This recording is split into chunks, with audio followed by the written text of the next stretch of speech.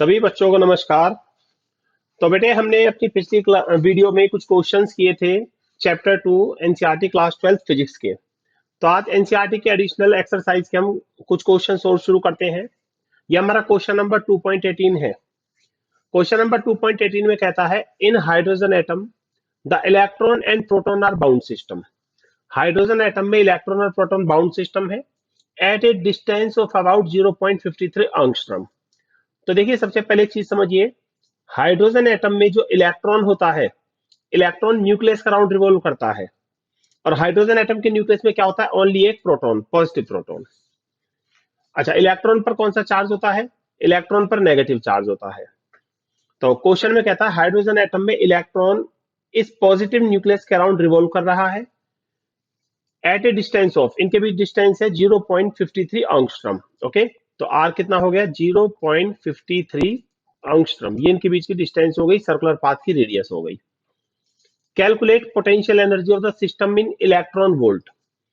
ये जो इलेक्ट्रॉन और पॉजिटिव न्यूक्लियस का एक बाउंड सिस्टम है, यस, ये बाउंड सिस्टम क्यों है? Because positive nucleus negative electron को अट्रैक्ट करता है, खींचता है अपने पास, आजा। तो it is a bound system. यहां देखिए, ये it is a bound system. Okay, तो क्वेश्चन में कहता है calculate potential energy of the system in electron volt. इस सिस्टम की पोटेंशियल एनर्जी बताइए इन इलेक्ट्रॉन वोल्ट। तो देखिए सिंपल सा है, यहां पर अगर आप देखो तो सिस्टम ऑफ टू चार्जेस है। सिस्टम ऑफ टू चार्जेस कैसे? न्यूक्लियस में सिर्फ एक चार्ज है, पॉजिटिव प्रोटॉन, और बाहर एक इलेक्ट्रॉन है। ओके, तो देयर आर टू चार्जेस। तो प्रोटॉन का charge plus E, that is 1.6 into 10⁻⁻19 coulomb. Okay, और इलेक्ट्रॉन का चार्ज कितना है? Minus E, that is -1.6 into 10⁻⁻19 coulomb. तो now electron and nucleus forms a system of two charges. ये दो charges का सिस्टम है। तो potential energy of system is, ये जो हमारा दो चार्जेस का सिस्टम है, इसकी पोटेंशियल एनर्जी कितनी होगी? तो इसमें सीधा फॉर्मूला लगा देंगे सिस्टम ऑफ टू चार्जेस का। पोटेंशियल एनर्जी होती है 1/4πε0 Q1 Q2। Q1 तो है प्रोटॉन का चार्ज, इंटू Q2 इलेक्ट्रॉन का चार्ज, अपॉन डिस्टेंस, इनके बीच की डिस्टेंस। ओके, तो यहां से एनर्जी हमारी कितनी आ जाएगी? अच्छा, ये जो एनर्जी है जूल में होगी। किसमें होगी? जूल में होगी। तो क्वेश्चन में कहता है calculate potential energy of system in electron volt. आपको इलेक्ट्रॉन वोल्ट में निकालनी है। ओके, तो यहाँ पर डाटा रख देते हैं। यू 1/4πε0 होता है 9 इंटू 10⁹ प्रोटॉन का चार्ज 1.6 इंटू 10⁻⁻19, इलेक्ट्रॉन का चार्ज -1.6 इंटू 10⁻⁻19 अपॉन इनके बीच की डिस्टेंस। डिस्टेंस थी 0.53 एंगस्ट्रॉम। बेटा एंगस्ट्रॉम मींस 10⁻10। ओके, ये एनर्जी हमारी जूल में है। किस में है? जूल में है। अच्छा, अब क्वेश्चन में कहता है calculate energy of system in electron volt. Electron volt में निकालनी है ना, तो ये एनर्जी कितनी हो जाएगी? 9 इंटू 10⁹9 इंटू 1.6 इंटू 10⁻⁻19, 1.6 इंटू 10⁻⁻19, ये हो जाएगा 1.6 इंटू 10⁻⁻19 का स्क्वायर। और ये जो माइनस का साइन है ये हम बाहर लगा देंगे। Okay, upon 0.53 into 10⁻⁻10। अच्छा, जूल है, एनर्जी जूल में है और हमें निकालनी है इलेक्ट्रॉन वोल्ट में। किस में निकालनी है? इलेक्ट्रॉन वोल्ट में। तो देखो बेटा, जूल और इलेक्ट्रॉन वोल्ट के बीच एक रिलेशन होता है। क्या होता है? जूल और इलेक्ट्रॉन वोल्ट का रिलेशन होता है कि 1 electron volt is equal to 1.6 into 10⁻⁻19 joule. बिल्कुल, इसको याद रखने का एक सिंपल मेथड ही है। 1 इलेक्ट्रॉन वोल्ट में कितने जूल होते हैं? सीधा सा है, 1 इलेक्ट्रॉन वोल्ट में कितने जूल है? जितना एक इलेक्ट्रॉन पर चार्ज है, बस खत्म बात। तो 1 इलेक्ट्रॉन वोल्ट में कितने जूल है? जितना एक इलेक्ट्रॉन पर चार्ज है, 1.6 इंटू 10⁻⁻19। ओके ओके, चलिए अब क्वेश्चन में कहता है एनर्जी को इलेक्ट्रॉन वोल्ट में निकालिए और यह एनर्जी जूल में है। तो जूल को इलेक्ट्रॉन वोल्ट में बदलने के लिए, जूल को इलेक्ट्रॉन वोल्ट में बदलने के लिए डिवाइड कर देते हैं। किससे? 1.6 इंटू 10⁻⁻19 से। ओके, यस, 1 जूल कितना होगा? 1 इलेक्ट्रॉन वोल्ट अपॉन इतना। तो ये एनर्जी अब आपकी इलेक्ट्रॉन वोल्ट में आ जाएगी। ओके, अब एक बार हम इसे कैलकुलेट कर लें। तो कैलकुलेशंस करने पर हमारा इसका आंसर आएगा -27.16 इलेक्ट्रॉन वोल्ट। यस, ये हमने कैलकुलेटर पर कैलकुलेट किया है। तो अब इस टाइम पर सिस्टम की टोटल एनर्जी है -27.16 इलेक्ट्रॉन वोल्ट। ये जो हमारा सिस्टम ऑफ टू चार्जेज है ना, नेगेटिव इलेक्ट्रॉन और पॉजिटिव न्यूक्लियस, इस सिस्टम की इस टाइम पर एनर्जी है -27.16 इलेक्ट्रॉन वोल्ट। ओके, चलिए फर्स्ट क्वेश्चन हो गया। अच्छा, एक बात याद रखना, taking zero of potential energy zero है कहां? At infinity. वो तो होती है, पोटेंशियल एनर्जी जीरो है एट इंफिनिटी। कैसे? अगर आप पोटेंशियल एनर्जी का फॉर्मूला देखो, 1/4πε0 Q1 Q2 अपॉन R। अब डिस्टेंस इंफिनिटी होगी, समथिंग अपॉन इनफाइनाइट जीरो, तो पोटेंशियल एनर्जी जीरो है। ओके, तो ये कोई मैटर नहीं है। Second part, what is the minimum work required to free electron? Electron को फ्री करने के लिए मिनिमम कितना वर्क करना पड़ेगा? ओके, तो सबसे पहले यहां पर एक चीज समझिए, क्या ये इलेक्ट्रॉन फ्री है? नो, इलेक्ट्रॉन फ्री नहीं है, because positive nucleus negative electron को अट्रैक्ट करता है। अट्रैक्ट करता है यानी खींच के रखता है, बांध के रखता है अपने साथ। तो this electron is not free. Positive nucleus इस नेगेटिव इलेक्ट्रॉन को अट्रैक्ट करता है, खींच के रखता है, अपनी तरफ बांध के रखता है। तो ये इलेक्ट्रॉन अपने आप बाहर नहीं निकलेगा। इसे बाहर निकालने के लिए हमें एनर्जी देनी होगी, या ये कह सकते हो कि हमें वर्क करना होगा इलेक्ट्रॉन को बाहर निकालने के लिए। ओके, तो we have to calculate minimum work. बताओ मिनिमम कितना वर्क करना पड़ेगा to free the electron, electron को फ्री करने के लिए, बाहर निकालने के लिए। ओके, क्वेश्चन है कि भाई काइनेटिक एनर्जी है जो इलेक्ट्रॉन की, वो half of the magnitude of potential energy है। काइनेटिक कितनी है? Half of the magnitude of potential energy है। तो देखते हैं सेकंड पार्ट। देखिए, टोटल पोटेंशियल एनर्जी कितनी आई? Total potential energy of electron आई है, यूपी लिख देते हैं, P for potential, -27.16 electron volt, potential इतनी है। अच्छा, काइनेटिक एनर्जी कितनी है इलेक्ट्रॉन की? अभी ऊपर पढ़ा आपने, काइनेटिक एनर्जी ई के for kinetic. Kinetic energy potential energy के मैग्नीट्यूड का हाफ है। काइनेटिक एनर्जी कितनी है? Half of the magnitude of potential energy. तो हाफ ऑफ द, हाँ जी, पोटेंशियल एनर्जी का मैग्नीट्यूड कितना है? देखो, पोटेंशियल एनर्जी है -27.16 इलेक्ट्रॉन वोल्ट, तो इसका मैग्नीट्यूड कितना है? मैग्नीट्यूड है 27.16 इलेक्ट्रॉन वोल्ट। ओके, तो यहां से हमें इलेक्ट्रॉन की काइनेटिक एनर्जी मिल जाएगी। काइनेटिक कितनी होगी? 2 1 जा 2, 2 3 जा 6, 5 8 इलेक्ट्रॉन वोल्ट। ओके, तो ये इलेक्ट्रॉन की पोटेंशियल एनर्जी, ये इलेक्ट्रॉन की काइनेटिक एनर्जी। तो टोटल एनर्जी ऑफ इलेक्ट्रॉन कितनी होगी बेटा? हाँ जी, तो total energy of electron, total energy of electron होगी काइनेटिक एनर्जी प्लस पोटेंशियल। तो पोटेंशियल है -27.16 प्लस काइनेटिक 13.58। ओके, तो इन दोनों का आप करोगे तो यहां से आपका टोटल एनर्जी ऑफ इलेक्ट्रॉन आ जाएगी, that is total energy of electron. बेटे टोटल एनर्जी ऑफ इलेक्ट्रॉन कितनी आई? टोटल एनर्जी ऑफ इलेक्ट्रॉन हमारी यहां से कैलकुलेशंस की तो -13.58 इलेक्ट्रॉन वोल्ट आ गई। ओके, अब यहां पर एक बड़ी इंटरेस्टिंग चीज सुनना आप लोग, देखिए इंटरेस्टिंग क्या है। हाइड्रोजन एटम में सेंटर में पॉजिटिव न्यूक्लियस और इसके अराउंड रिवॉल्व करता है नेगेटिव इलेक्ट्रॉन। ओके, ओके, सबसे पहली बात देखिए, total energy of electron negative है। जब भी किसी सिस्टम की एनर्जी नेगेटिव हो, दो दैट मींस ये बाउंड सिस्टम है। जब भी किसी सिस्टम की एनर्जी नेगेटिव है तो वो बाउंड सिस्टम है। बाउंड सिस्टम का मतलब बंधे हुए हैं। पॉजिटिव न्यूक्लियस नेगेटिव इलेक्ट्रॉन को खींच के रखता है, खींच के रखता है, अट्रैक्ट करता है, जाने नहीं देता। ओके, तो देखो इस सिस्टम की टोटल एनर्जी नेगेटिव है, दैट मींस इलेक्ट्रॉन न्यूक्लियस से बंधा हुआ है, वो फ्री नहीं है। ओके, अच्छा, इलेक्ट्रॉन न्यूक्लियस से कितनी एनर्जी से बंधा हुआ है? इतनी एनर्जी से बंधा हुआ है। नेगेटिव साइन तो ये शो करेगा कि इलेक्ट्रॉन फ्री नहीं है, वो न्यूक्लियस से बाउंडेड है, बंधा हुआ है। कितनी एनर्जी से? इतनी एनर्जी से। ओके, तो अगर आप इलेक्ट्रॉन को बाहर निकालना चाहते हो तो इतनी एनर्जी देनी होगी, बिकॉज वो इतनी एनर्जी से बंधा हुआ है।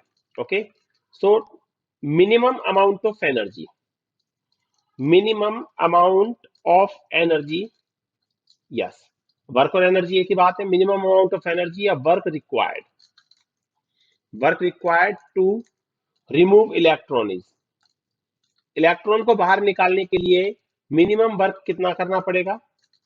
13.58 इलेक्ट्रॉन वोल्ट। यस, इतना वर्क कर दीजिए, इलेक्ट्रॉन बाहर निकल जाएगा। क्योंकि मैं 2 बार बोल चुका हूं, नेगेटिव साइन शो करता है कि इलेक्ट्रॉन न्यूक्लियस से बंधा हुआ है, फ्री नहीं है। कितनी एनर्जी से? इतनी एनर्जी से। तो इतनी एनर्जी दे दो या इतना वर्क कर दो, इलेक्ट्रॉन निकल जाएगा। तो minimum work required to eject electron is 13.58 electron volt. तो हमारा ये सेकंड पार्ट भी हो चुका है। अब बेटा ये हमारा थर्ड पार्ट है क्वेश्चन का, इसे आराम से समझना, ये टफ नहीं है, सिर्फ इसमें एक चीज को हमें समझना होगा। थर्ड पार्ट भी वही है कि इलेक्ट्रॉन न्यूक्लियस सराउंड रिवॉल्व कर रहा है, इलेक्ट्रॉन न्यूक्लियस सराउंड रिवॉल्व कर रहा है in a circular path of radius 0.53 angstrom. Okay, फिर क्वेश्चन में कहता है what are the answers to A and B. First part के आंसर और सेकंड पार्ट के आंसर पर क्या इफेक्ट होगा if the zero of potential energy is taken at 1.06 angstrom. ये चीज समझिए, जीरो ऑफ पोटेंशियल एनर्जी क्या है? जीरो ऑफ पोटेंशियल एनर्जी का मतलब क्या है? तो क्वेश्चन में कहता है कि फर्स्ट पार्ट और सेकंड पार्ट के आंसर पर क्या इफेक्ट होगा if zero of potential energy is taken at 1.06 angstrom. Okay, तो देखते हैं, एक बार इसकी फिगर बना देते हैं, फिर इसे करते हैं। देखिए थर्ड पार्ट, यहां पर फिगर को समझना बहुत जरूरी है। देखिए ये पॉजिटिव न्यूक्लियस, उसके अराउंड कौन रिवॉल्व कर रहा है? इलेक्ट्रॉन। ओके, पॉजिटिव न्यूक्लियस, इसके अराउंड इलेक्ट्रॉन रिवॉल्व कर रहा है। सर्कुलर पाथ की रेडियस है आर, और यहां पर आर कितना है? 0.53 एंगस्ट्रॉम। 0.53 एंगस्ट्रॉम। ओके, अब क्वेश्चन में कहता है कि zero of potential energy, zero of potential energy is at 1.06 angstrom. Okay, तो मैं एक बार लैंग्वेज बोलूंगा, zero of potential energy eight 1.06 angstrom. इसका मतलब पता है क्या है? जीरो ऑफ पोटेंशियल एनर्जी का मतलब है हम पोटेंशियल एनर्जी को जीरो मानेंगे। कहां? इस डिस्टेंस पर 1.06। अच्छा 1.06 क्या इसका डबल नहीं है? देख लीजिए, अरे आर है 0.53, तो 0.53 का डबल 1.06। तो अब देखो फाइनल है भाई, क्वेश्चन में कहता है कि अब ये जो इलेक्ट्रॉन है इसकी पोटेंशियल एनर्जी कितनी हो जाएगी अगर हम पोटेंशियल एनर्जी को जीरो माने यहां पर। तो लेट ये डिस्टेंस है, हाँ यहां से यहां तक की डिस्टेंस कितनी है? यहां से यहां तक की 2r, 2r का मतलब 1.06 एंगस्ट्रॉम। बेटा अगर हम यहां पर पोटेंशियल एनर्जी को जीरो मान ले, क्या मान ले? जीरो। यहां पर पोटेंशियल एनर्जी को जीरो मान ले, तो अब इलेक्ट्रॉन की कितनी है? यहां पर पोटेंशियल एनर्जी जीरो है, तो अब इलेक्ट्रॉन की कितनी है? मैंने कई बार रिपीट करा है, हो सकता है आपको अच्छा न लगे, पर ये नीड है इस क्वेश्चन की। अब सुनिए, मुझे एक बात बताओ, मैं एक छोटी सी कैलकुलेशन लूंगा आपके आगे, पहले अननेसेसरी चीजें एक बार हम हटा देते हैं, इसको फिर देख लो कि जीरो ऑफ पोटेंशियल एनर्जी 1.06 पर है, का मतलब है कि इस डिस्टेंस की एनर्जी को जीरो माना जाएगा। क्या माना जाएगा? जीरो माना जाएगा। हाँ जी, अब सुनिए, मुझे एक बात बताइए, मैं एक नंबर लाइन बनाता हूं, ये चीज समझने की है। 0 1 2 3 4 5 6। मुझे एक बात बताइए, ये कितना है? अब आप लोग कहोगे सर ये 6 है ना? आप लोग कहोगे कि ये 6 है।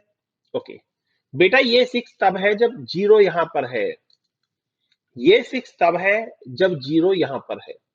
अगर मैं इसे जीरो मान लू, काउंटिंग यहां से शुरू करूं, लेट ये जीरो है, लेट अब ये जीरो है, तो ये 6 नहीं है, ये 4 है। कैसे ये जीरो है? तो 1 2 3 4। ओके, मैं फिर बोलूंगा, ये क्या है? ये 6 है। ये 6 तब है जब ये जीरो है।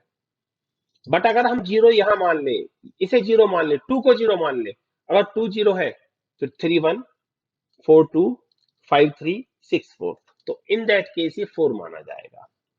समझ गए? तो सेम चीज है।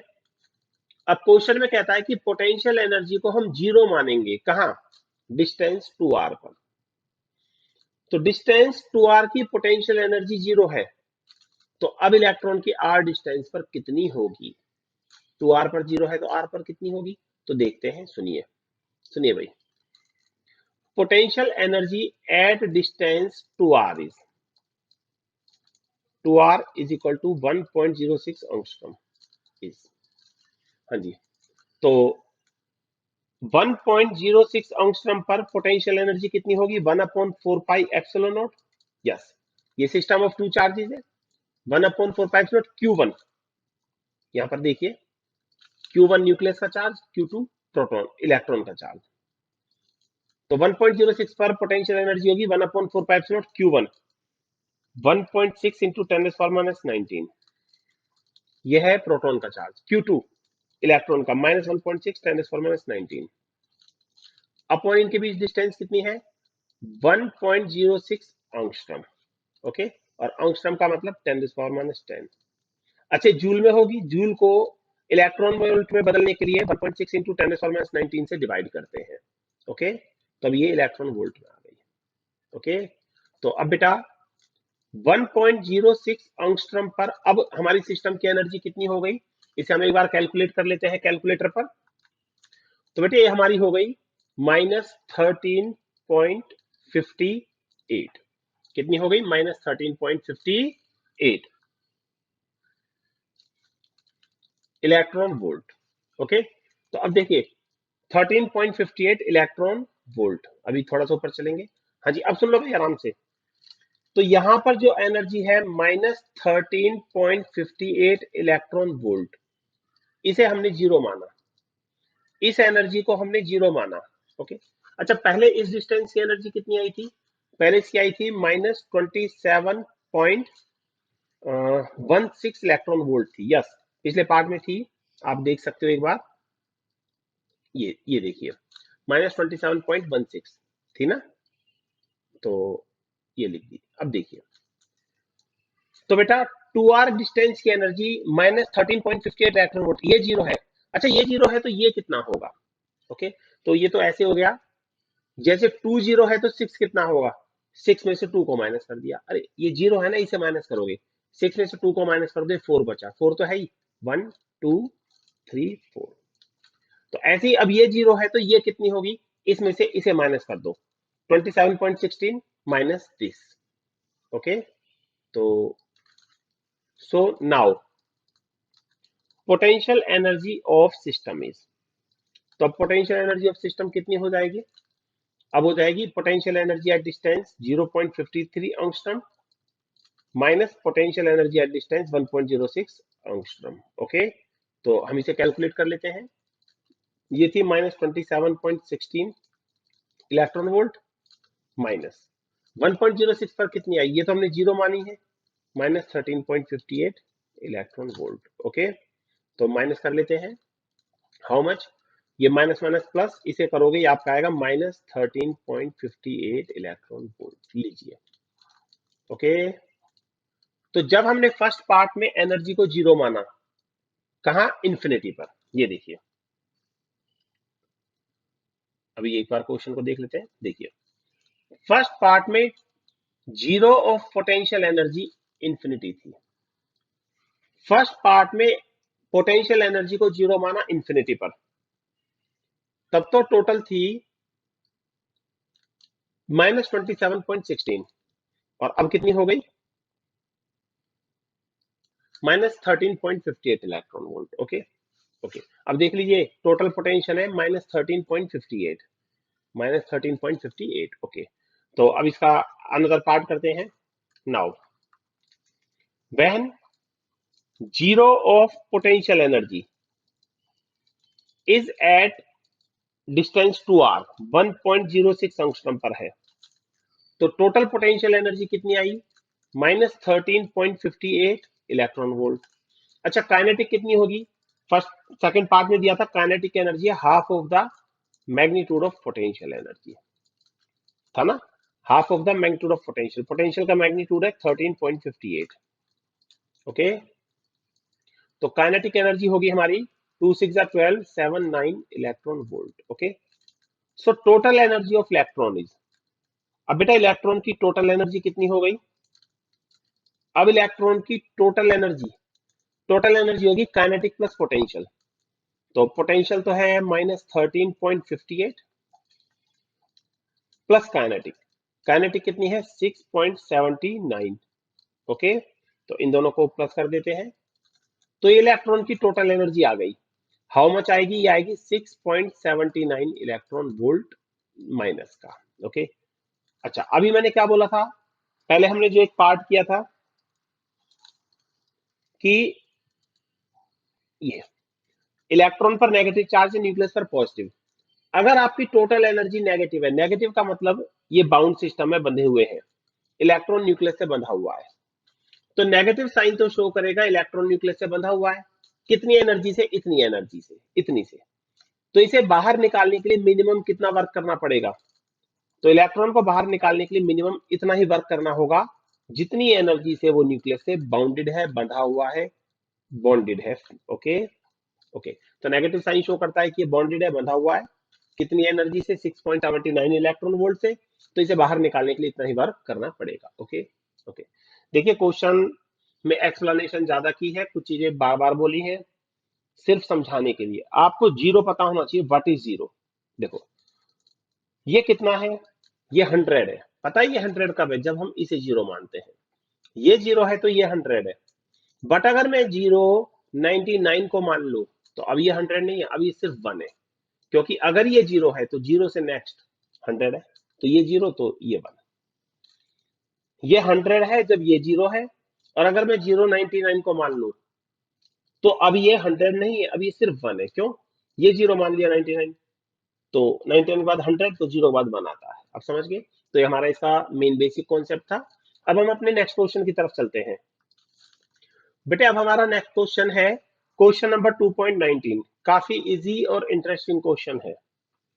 क्वेश्चन में कहता है if one of the two electrons of H2 molecule, H2 molecule, सबसे पहले ये देखिए जो H2 मॉलिक्यूल है ये कैसे बनता है? हाइड्रोजन के दो एटम्स को मिलाने से बनता है। यस, H2 मॉलिक्यूल हाइड्रोजन के दो एटम्स को मिलाने से बनता है।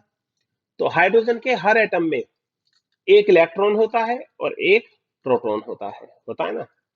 एक इलेक्ट्रॉन, एक प्रोटॉन। ओके, तो H2 मॉलिक्यूल हाइड्रोजन के दो एटम से बनता है और हर एटम में एक इलेक्ट्रॉन एक प्रोटॉन, ऐसे ही दूसरे में एक इलेक्ट्रॉन एक प्रोटॉन। ओके, अब क्वेश्चन में कहता है if one of the two electrons of H2 molecule, H2 molecule में जो ये दो इलेक्ट्रॉन्स हैं, ये दो, 1 2, अगर दो में से एक को हम निकाल दें, इज रिमूव। H2 मॉलिक्यूल के जो दो हाइड्रोजन है उनमें दो इलेक्ट्रॉन है टोटल, दो में से हम एक इलेक्ट्रॉन को निकाल देते हैं। जैसे हमने लेट इसे निकाल दिया, ये हटा दिया। ओके, तो इसमें सिर्फ एक इलेक्ट्रॉन बचा। क्या बचा? एक इलेक्ट्रॉन। अब एक बार फिगर बना ले H2 मॉलिक्यूल की, थोड़ा सा समझने के लिए। H2 मॉलिक्यूल की फिगर देखिए, एक हाइड्रोजन का एटम, और ये दूसरा हाइड्रोजन का एटम, और एक इलेक्ट्रॉन बचा। क्या बचा? एक इलेक्ट्रॉन। ये देखिए सिर्फ एक इलेक्ट्रॉन बचा। भाई दो इलेक्ट्रॉन थे, दो में से हमने एक इलेक्ट्रॉन को रिमूव कर दिया, लेट इसे निकाल दिया मैंने। अब ये इलेक्ट्रॉन निकल गया तो सिर्फ एक बचा, तो एक इलेक्ट्रॉन है। Okay, the two protons are separated by इतनी डिस्टेंस। तो ये जो दो प्रोटॉन्स हैं, प्रोटॉन्स के बीच की डिस्टेंस है RP is equal to 1.5 angstrom. Angstrom means 10⁻⁻10 metre. Okay, and the electron is रफली 1 angstrom from each proton. Very good, बहुत अच्छा, शाबाश। इलेक्ट्रॉन दोनों न्यूक्लियस से कितनी डिस्टेंस पर है? ये है डिस्टेंस ऑफ इलेक्ट्रॉन, इससे भी डिस्टेंस ऑफ इलेक्ट्रॉन। ये कितनी है? 1 angstrom. Angstrom means 10⁻⁻10 metre. Okay, तो मैं एक बार फिर बोलूंगा। क्वेश्चन में कहता है H2 मॉलिक्यूल है, H2 मॉलिक्यूल में दो हाइड्रोजन के एटम है, तो टोटल दो इलेक्ट्रॉन है और दो प्रोटॉन है। अब हमने एक इलेक्ट्रॉन को रिमूव कर दिया, निकाल दिया, तो अब ये बना H2 पॉजिटिव आयन। ओके, अब H2 पॉजिटिव आयन में दोनों न्यूक्लियस के बीच डिस्टेंस है 1.5 एंगस्ट्रॉम, और इलेक्ट्रॉन दोनों से इक्वल डिस्टेंस पर है, कितनी? 1 angstrom. Okay, determine the potential energy of system. आपको सिस्टम की पोटेंशियल एनर्जी बतानी है कि सिस्टम की पोटेंशियल एनर्जी कितनी है। तो देखते हैं, देखिए हमें सिस्टम की पोटेंशियल एनर्जी बतानी है। पहले यहां ये देखो टोटल कितने सिस्टम है। यहां पर टोटल 3 सिस्टम बन रहे हैं। 3 सिस्टम कैसे? एक सिस्टम तो है पॉजिटिव पॉजिटिव चार्जेस का, एक प्रोटॉन इस हाइड्रोजन का, एक इसका, एक सिस्टम ये प्रोटॉन प्रोटॉन का, दूसरा सिस्टम इलेक्ट्रॉन प्रोटॉन का, और तीसरा इस इलेक्ट्रॉन प्रोटॉन का। ठीक है, हाँ भाई, हेयर इज टोटल 3 सिस्टम्स। बेटा यहाँ पर टोटल 3 सिस्टम है। ठीक है, हाँ, टोटल 3 सिस्टम है। 2 सिस्टम तो है इलेक्ट्रॉन प्रोटॉन और एक है प्रोटॉन प्रोटॉन का। So total potential energy of system is, तो सिस्टम की टोटल पोटेंशियल एनर्जी कितनी होगी बेटा?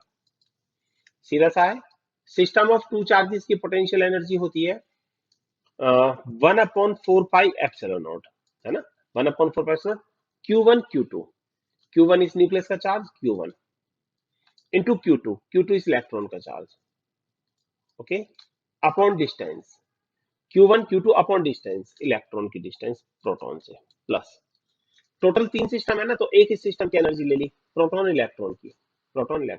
अब एक इस सिस्टम की लो प्रोटॉन इलेक्ट्रॉन की, 1/4 पाई एप्सिलॉन Q1 प्रोटॉन का चार्ज जो न्यूक्लियस में, Q2 इलेक्ट्रॉन का चार्ज इंटू Q2 इलेक्ट्रॉन का चार्ज अपॉन डिस्टेंस इलेक्ट्रॉन और प्रोटॉन के बीच की, इसे ईपी लिख देते हैं, ईपी का मतलब इलेक्ट्रॉन और प्रोटॉन के बीच, प्लस एक सिस्टम और बच गया प्रोटॉन प्रोटॉन का, इसकी टोटल एनर्जी कितनी होगी 1/4 pi proton Q1 proton Q2, yes, इसका चार्ज इसका charge upon distance, distance between protons, okay. तो now we have to calculate by placing values. तो जो कॉमन आता है पहले वो कॉमन ले लीजिए, 1/4 पाई ई स्क्वायर तो कॉमन आ गया, बिल्कुल, 1/4 पाई ई स्क्वायर, 1/4 पाई ई स्क्वायर 1/4 पाई ई स्क्वायर कॉमन। हाँ जी, यहाँ पर क्या बचा, -1/REP प्लस -1/REP, तो ये हो गया -2/REP प्लस 1/4 पाई ई स्क्वायर तो बाहर चला गया, ओनली RP बचा। क्या बचा? RP बचा, okay. Now we have to place values. 1/4 pi होता है 9 × 10⁹, ओके, जस्ट 1 मिनट। 1/4 पाई होता है 9 × 10⁹। अच्छा, E की वैल्यू होती है 1.6 × 10⁻19, ओके, -2 अपॉन इलेक्ट्रॉन और प्रोटॉन के बीच डिस्टेंस कितनी थी 1 एंगस्ट्रॉम। डाटा याद होना चाहिए आपको, या कॉपी में साथ साथ नोट करो। प्रोटॉन प्रोटॉन के बीच थी 1.5 एंगस्ट्रॉम, एंगस्ट्रॉम मींस इतनी, ओके। तो there is nothing to teach you, अब आपको बताने के लिए समझाने के लिए कुछ नहीं बचा, only these are simple calculations. तो बेटा अगर हम इसे कैलकुलेटर पर कैलकुलेट करें तो जस्ट 1 मिनट, एक बार कैलकुलेट कर लेते हैं। वी गेट टोटल एनर्जी कितनी हो गई -30.78 इंटू 10⁻19 जूल, यस। इसे कैलकुलेटर पर कैलकुलेट कर सकते हैं, कोई बहुत बड़ी कैलकुलेशन नहीं है, आपका आंसर आ जाएगा। तो देख सकते हो इस तरह से आपका ये क्वेश्चन भी हो गया है, इसमें कुछ हार्ड नहीं है। सिर्फ बात क्या है कि एक हाइड्रोजन के एक इलेक्ट्रॉन को निकाल दिया, तो but we have 2 protons, this और एक इलेक्ट्रॉन, तो 3 सिस्टम बने, एक प्रोटॉन प्रोटॉन का, एक इलेक्ट्रॉन प्रोटॉन, फिर इलेक्ट्रॉन प्रोटॉन। तो तीनों सिस्टम्स की टोटल एनर्जी निकाल लो, ऐड कर दो 1 2 3, और आपको सिस्टम की टोटल एनर्जी आ जाएगी, ओके। तो ये क्वेश्चन भी हमारा हो गया है बेटे। अब हम अपना नेक्स्ट क्वेश्चन करते हैं, क्वेश्चन नंबर 2.20। क्वेश्चन नंबर 2.20 है जो बहुत इजी क्वेश्चन है, you can do it, you can solve it by 3 different methods. आप इसे 3 डिफरेंट मेथड से कर सकते हो, मैं सबसे छोटे मेथड से करवाऊंगा जिसमें कोई टाइम भी नहीं लगेगा। देखिए क्वेश्चन है, टू चार्ज कंडक्टिंग स्फेयर्स, आपके पास ये 2 चार्ज कंडक्टिंग स्फेयर्स है 1 2, ठीक है। लेट ये है sphere A and sphere B. तो 2 charge conducting spheres of radius A and B, तो इनकी रेडियस कितनी है, ये हमारा स्फेयर ए है और ये स्फेयर बी है। इनकी रेडियस है बेटा, हमारी स्फेयर ए की रेडियस है स्मॉल ए और स्फेयर बी की रेडियस है स्मॉल बी, ओके। तो 2 चार्ज कंडक्टिंग स्फेयर्स, ये दोनों चार्ज है, ओके, क्या है, दोनों चार्ज है। लेट इसकी सरफेस पर चार्ज क्यू ए और इसकी सरफेस पर charge Q B. 2 charge conducting spheres A and B of radius small B, दोनों चार्ज है, इनके ऊपर चार्जेस है। मेन चीज are connected to each other by a wire, या सबसे मेन लाइन है, स्फेयर ए और बी आपस में कनेक्टेड है बाय कंडक्टिंग वायर, एक वायर से कनेक्ट है। किससे कनेक्ट है? वायर से। What is the ratio of electric fields at the surfaces of two spheres? इन दोनों की सरफेस पर इलेक्ट्रिक फील्ड का क्या रेशियो होगा? It means you have to find out EA upon EB। बस ये सिंपल सा क्वेश्चन है। अब दोनों को एक वायर से कनेक्ट कर दिया, तो दोनों की सरफेसेस पर इलेक्ट्रिक फील्ड का क्या रेशियो होगा? ओके, तो देखो भाई यहाँ एक सीधी सी बात बताता हूं आपको, ज्यादा दिमाग नहीं लगाना बिल्कुल भी। जब आप दो चार्ज बॉडीज को एक वायर से कनेक्ट करते हो, जब आप दो चार्ज बॉडीज को एक वायर से कनेक्ट करोगे, तो चार्ज एक बॉडी से दूसरी पर जाएगा। कब तक? जब तक दोनों का पोटेंशियल सेम ना हो जाए। यस बेटा, चार्ज मूव करता है from higher potential to lower potential, higher potential to lower potential, ये बिल्कुल याद रखना। ओके, चार्ज मूव करता है हाई पोटेंशियल से लो। जब आप इन दोनों बॉडीज को एक वायर से कनेक्ट करोगे, तो चार्ज एक से दूसरे पर जाएगा। लेट ए से बी गया, मैंने लेट बोला है, ठीक है? तो चार्ज लेट ए से बी गया, कब तक जाएगा? जब तक दोनों के पोटेंशियल सेम ना हो जाए। तो दैट मीन्स जितना पोटेंशियल ए का उतना बी का। As these are connected, as these are connected, ये आपस में कनेक्टेड है बाय ए वायर, ये वायर से कनेक्ट है, तो चार्ज एक से दूसरे पे गया जब तक दोनों का पोटेंशियल सेम नहीं हो गया। तो जितना पोटेंशियल ए का उतना पोटेंशियल बी का। ओके, दोनों के पोटेंशियल इक्वल कर दीजिए। अच्छा, अब आपने पढ़ा है ना, E इज इक्वल टू होता है minus DV by D R, है ना? E is equal to minus DV by D R. तो इसी फॉर्मूले की एक फॉर्म है E equal to V by D. E equal to V, V potential है और D क्या है? डिस्टेंस है। E equal to V by D, तो यहां से V आ जाएगा। तो दैट मीन्स यहां से V कितना हो जाएगा? E into D, electric field into distance. तो ए के लिए इलेक्ट्रिक फील्ड ए का, हाँ, ए की सरफेस पर इंटू डिस्टेंस। हाँ जी, डिस्टेंस कितनी होगी बेटा? ए की सरफेस की सेंटर से डिस्टेंस कितनी है? स्मॉल ए।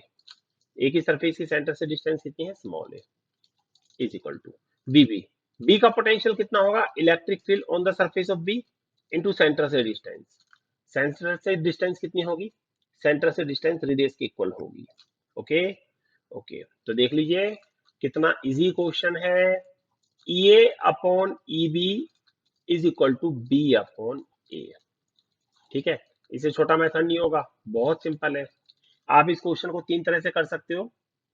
एक कैपेसिटर्स के मेथड से कर सकते हो, यस, कि कैपेसिटर्स के मेथड से कर सकते हो। दूसरा मेथड है इलेक्ट्रिक फील्ड निकाल कर सकते हो। पर इससे छोटा नहीं मिलेगा, कि सिंपल सा है, चार्ज एक से दूसरे पर जाएगा जब तक दोनों का पोटेंशियल सेम ना हो जाए। ओनली दोनों के पोटेंशियल इक्वल कर दो और यहां से फॉर्मूला लगा दो, ये वाला V equal to E D, V E D E D. Okay, तो आपका क्वेश्चन नंबर 20 भी हो चुका है। आप एक बार इस क्वेश्चन को देख सकते हैं। बेटा अब इस क्वेश्चन का सेकंड पार्ट ले लेते हैं। ये हो गया है, हाँ जी, सेकंड पार्ट देखते हैं इस क्वेश्चन का। यूज द रिजल्ट ऑब्टेन, अभी हमने जो रिजल्ट आया उससे ध्यान से सुनना। Explain by charge density, explain why charge density on the sharp and pointed ends, yes, sharp and pointed ends of conductor is higher than flatter portions। आपको ये बताना है चार्ज डेंसिटी हाई होती है, चार्ज डेंसिटी हाई होती है कहां? Pointed ends पर। क्यों? Then flat portions. तो देखिए भाई, सीधी सी बात है, एक छोटी सी फिगर बना लेते हैं, वैसे तो फिगर की भी जरूरत नहीं है। सेकंड पोर्शन बेटा, सरफेस चार्ज डेंसिटी होती है चार्ज अपॉन एरिया। क्या होती है? Charge upon area. मुझे एक बात बताओ, एक हम त्रिशूल ले लेते हैं, होता है ना त्रिशूल शिव जी वाला। हाँ, एक त्रिशूल ले लेते हैं ऐसे, और एक ले लेते हैं फ्लैट सरफेस। आपने देखा भी है, जो लाइटनिंग कंडक्टर्स होते हैं घर की छतों पर, वो इस शेप के होते हैं। एक त्रिशूल ले लिया और एक कोई फ्लैट सरफेस ले ली, जैसे इतनी बड़ी ऐसे। ओके, तो बेटा चार्ज डेंसिटी यहाँ पॉइंटेड कंडक्टर पर ज्यादा होगी, यहां ज्यादा होगी चार्ज डेंसिटी देन इट, इससे। क्यों? एक्चुअल में क्या होता है, जो पॉइंटेड कंडक्टर्स होते हैं उनका एरिया बहुत कम होता है। मुझे बताओ, ये आपने एक एरो बनाया, एरो का जो पॉइंट है, पॉइंट एक डॉट के बराबर होता है। पॉइंट किसके इक्वल होता है? ये देखिए डॉट के इक्वल। तो इसका एरिया कितना होगा? बहुत कम। एरिया बहुत कम, सरफेस चार्ज डेंसिटी बहुत ज्यादा। और जबकि अगर आप पॉइंटेड नहीं लेते, आप बड़ा लेते हो, तो उसका एरिया ज्यादा होगा, एरिया ज्यादा, सरफेस चार्ज डेंसिटी कम। ओके, एक एग्जांपल और ले सकते हैं इसको समझने के लिए। हाँ भाई, एक अर्थ है और एक फुटबॉल है। ओके, हाँ, ये अर्थ बना ली बड़ी सी, ये फुटबॉल है और ये अर्थ है। ओके, मुझे बताओ, अर्थ और फुटबॉल दोनों स्फेरिकल होती हैं। हाँ, अर्थ ऑलमोस्ट स्फेरिकल है। अर्थ और फुटबॉल दोनों स्फेरिकल है। आप किस पर इजीली खड़े हो सकते हो? फुटबॉल पर, अर्थ पर? तो आप कहोगे सर मैं अर्थ पर इजीली खड़ा हो सकता हूँ, फुटबॉल पर नहीं। क्यों? जबकि दोनों स्फेरिकल है शेप में। क्यों भाई? तो उसका रीजन है बेटा, फुटबॉल की रेडियस कम है ना, तो इसका कर्वेचर बहुत कम है। यहाँ बहुत बहुत थोड़े से में सिमट गया। अच्छा, तो अर्थ और फुटबॉल में से आप फुटबॉल पर इजीली खड़े नहीं हो सकते, अर्थ पर खड़े हो सकते। क्यों? क्योंकि अर्थ की सरफेस फ्लैट होती है एज कंपेयर टू फुटबॉल। अर्थ की सरफेस फुटबॉल के कंपैरिजन में ज्यादा फ्लैट है। ओके, तो एरिया ज्यादा, सरफेस चार्ज डेंसिटी कम। और इसमें एरिया कम, सरफेस चार्ज डेंसिटी ज्यादा। तो आप सीधा लिख सकते हो पॉइंटेड और शार्प कंडक्टर्स। ये शार्प है ना, point sharp, pointed and sharp conductors have negligible area. Yes, ये जो पॉइंटेड कंडक्टर है इसका ये एरिया बहुत कम है, नेग्लिजिबल है as compare to flat surfaces. Yes, flat surfaces के कंपैरिजन में ये एरिया बहुत कम है। एरिया बहुत कम, सरफेस चार्ज डेंसिटी बहुत ज्यादा। That's why, yes that's why pointed और शार्प कंडक्टर्स, पॉइंटेड या sharp conductors have very high, very high surface charge densities. Okay, हाँ बेटा, यही तो रीजन है कि घर पर जो लाइटनिंग कंडक्टर्स लगते हैं, लाइटनिंग कंडक्टर लगते हैं ना, कि कभी लाइटनिंग हुई, आसमान से बिजली गिरी तो घर को डैमेज ना हो। क्यों? क्योंकि लाइटनिंग कंडक्टर्स की शेप इस तरह की होती है, ये पॉइंट्स हैं, यहाँ सरफेस चार्ज डेंसिटी बहुत ज्यादा होती है। इन पॉइंट्स पर सरफेस चार्ज डेंसिटी बहुत ज्यादा। तो जब लाइटनिंग होती है ना, बिजली कड़कती है, गिरती है ऐसे, स्टाइल मारती हुई ऐसे, तो फ्लैट सरफेस की जगह इन पर गिरेगी, क्योंकि इनकी सरफेस चार्ज डेंसिटी बहुत ज्यादा। तो जो भी बिजली गिरेगी वो इन पर गिरेगी। ओके, ऐसे। और उससे क्या होगा? अभी पूरा नहीं हुआ। इन पर गिरेगी और यहां से वो होती हुई अर्थ में चली जाती है। कहाँ चली जाती है? अर्थ में। और हमारा घर सेफ रहता है। ओके, आई होप आपको ये क्वेश्चन समझ आ गया होगा। तो इस वीडियो में बेटा हमारे ये 3 क्वेश्चन ही हैं एनसीईआरटी के, question number 2.18, 19 and 20। Okay, next video में हम आगे के क्वेश्चंस करेंगे। तो for your studies keep on watching videos, ये आपकी काफी हेल्प करेंगी। ओनली आपको ये वीडियोस नहीं देखनी है, आपको ये क्वेश्चन सॉल्व भी करने हैं, ताकि आपको आगे जाकर हेल्प मिले और अच्छे स्कोर कर पाओ। Okay, thanks for watching it, bye.